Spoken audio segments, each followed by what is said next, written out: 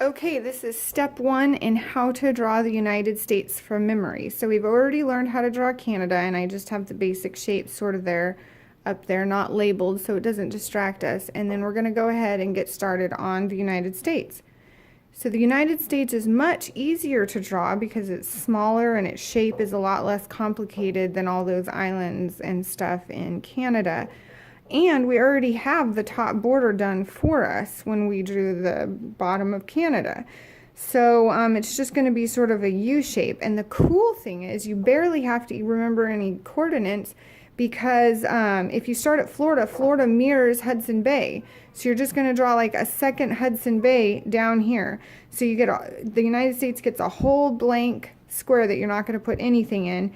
But then the next one down is going to be Florida. And I like to remember it as 2580, Florida tippy toes can't be lazy. So you're going to draw a ballerina on her tippy toes. And she's right there, and it mirrors the James Bay of the Hudson Bay. So then once you do that, it's really easy to just go one over, and there's Texas. So you're going to go ahead and just make a point for Texas. And then I like to remember this is these southern states right here. They just cut straight across this line, the parallel 30. So I like to remember it as like grits and biscuits will make you thirsty. So grab a drink on the parallel 30. So this is just going to squiggle along this coastline for the southern states. Then we're going to cut back over here to the west coast, and or the west part of the United States, and we're going to cut down a little bit. And then this, if you cut off this corner, this very next corner is just the corner of California. It's where we live. It's San Diego, so that's easy. And then you're just going to match. Lost my lead on my pencil.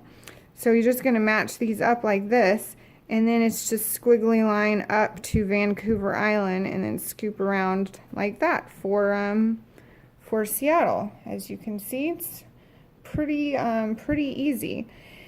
Now the East Coast. I saved that for last because it is a bit more challenging. We're going to go ahead and just put a simplified shape in right here, and then when we add our states, we'll add more detail.